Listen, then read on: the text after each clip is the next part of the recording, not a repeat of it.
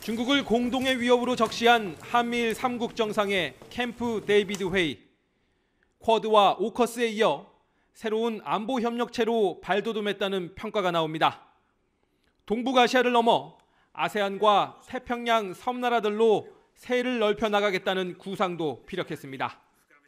한반도 영내 공조에 머물렀던 한미일 협력은 인도 태평양 지역 전반의 자유, 평화, 번영을 구축하는 데 기여하는 범지역 협의체로 진화할 것입니다. 중국은 한반도와 베트남 주변 해상에서 무력 시위를 벌이며 반발했습니다. 외교 경로를 통해 공식 항의하기도 했습니다. 남중국해와 타이완 문제 등에서 중국의 이익을 해치고 난폭하게 내정을 간섭했다는 겁니다. 中方表示强烈不满和坚决反对，已向有关方面提出严正交涉。 중국 관영지는 한국과 일본도 받지 않은 냉전의 칼을 제3자에게 넘기려 한다며 날선 반응을 보였습니다. 특히 동남아시아는 경제적으로는 중국과 가까우면서도 해상 영유권 분쟁으로 갈등을 빚는 지역입니다.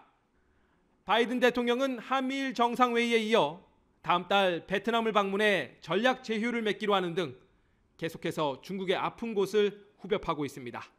시진핑 주석은 남아공에서 브릭스 회의를 주도하며 회원국 확대 등 우군 넓히기로 응수할 예정입니다. 베이징에서 YTN 강정규입니다. 네, 브릭스, 브라질과 러시아, 또 인도, 중국, 남아프리카 공화국의 앞글자를 딴 브릭스. 2009년에 출범을 했고 이듬해 남아공이 가세한 신흥경제 5개국을 말합니다. 브릭스 5개 회원국은 전 세계 인구의 40%와 또 경제, GDP의 4분의 1을 차지하고 있습니다.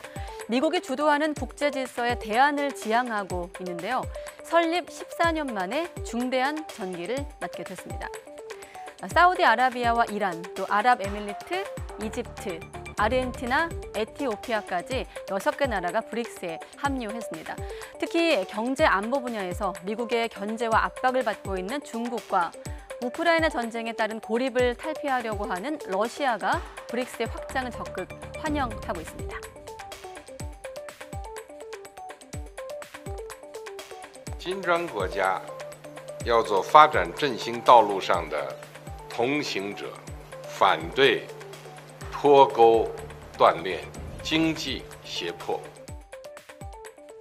Хотел бы поздравить новых наших членов, которые в полноформатном масштабе будут работать в следующем году. И хочу заверить всех коллег, что мы будем продолжать то дело, которое мы сегодня с вами начали по расширению влияния. 네, 푸틴 대통령이었는데 새 회원국들 내년 1월부터 브릭스 자격이 생기는데요. 몸집을 불리고 있는 브릭스에 대해서 여러 해석들도 나오고 있습니다. 먼저 미국의 뉴욕타임스는 세계 최대 산유국인 사우디의 합류로 브릭스의 경제적 영향력은 더 커지고 미국 주도의 금융질서에 대항할 수 있게 됐다고 평가했고, 중동 반미 세력의 선봉에 선 이란의 합류는 브릭스를 미국의 대항마로 삼기 위한 시진핑 중국 국가주석의 구상에 맞아떨어지고 있다, 이런 분석도 나오고 있습니다. 또 그런가 하면 이번 브릭스 정상회의에서 주요 의제였던 탈달러화도 어느 정도 성과를 이뤘는데요. 남아공 당국자들은 브릭스 공동성명에 회원국 상호결제, 자국통화 사용 조항이 포함된다고 밝히기도 했습니다.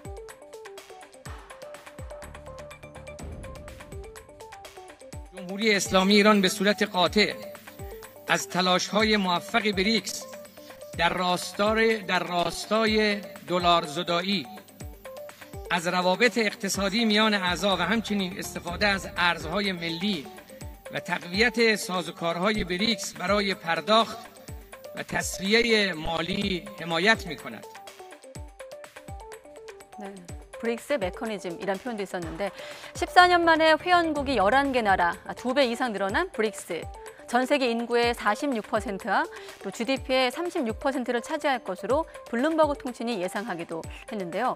여기서 멈추지 않고 앞으로도 적극 확장해 가겠다는 의지를 보이기도 했습니다.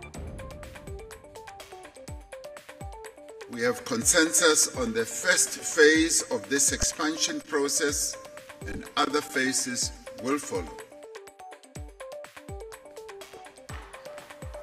네, 의장국인 남아공에 따르면 비공식적으로 관심을 표시한 나라까지 포함하면 40개 나라가 가입을 요청했다고 하는데요. 앞으로 이들의 외연이 어디까지 확장할지 시진핑의 야심대로 브릭스가 미국이 주도하는 G7의 대항마로 부상할 수 있을지 주목됩니다. 브릭스가 회원국을 크게 늘리기로 했습니다. 브릭스는 남아프리카 공화국에서 열린 정상회의에서 사우디아라비아와 이란, 아르헨티나, 이집트 등을 새 회원국으로 승인했습니다. 2010년 남아공 가입 이후 두 번째 외연 확장으로 이로써 회원국은 모두 11개 나라로 늘어났습니다. 중국 등 기존 회원국들이 브릭스의 영향력을 확대해 세계 경제와 무역, 특히 달러화 사용에 있어 미국에 대항하려는 성격이 큰 것으로 보입니다. 中国始终同发展中国家同呼吸、共命运。过去是，现在是，将来也永远是发展中国家的一员。 블룸버그 통신은 중동 국가들의 브릭스 가입은 미중 어느 한쪽 편에 서지 않고 자국 지위를 끌어올리려는 의도로 해석할 수 있다고 전했습니다. مطمئناً فواید عضویت جمهوری اسلامی ایران در گروه بریکس تاریخ‌ساز خواهد شد. 미국은 당장 브릭스를 지정학적 대항마로 보지 않는다고 일축하는 등 브릭스 확장의 의미를 깎아내리려는 모습입니다. 하지만 몸집을 불린 브릭스는 석유 시장의 달러 지배력에 더 초점을 맞춰 대응할 수 있게 될 것으로 전망됩니다. 신규 회원국인 사우디와 기존 회원국 러시아는 이미 오펙 플러스를 통해 석유 시장에서 강력한 영향력을 행사하고 있고 중국은 석유 시장 최대 수입국이기 때문입니다. 중국과 러시아는 추가 회원국 확대를 통해 브릭스를 G7을 넘어 G20의 대항마로 키우려는 시도를 할 것으로 보입니다. YTN 김진호입니다.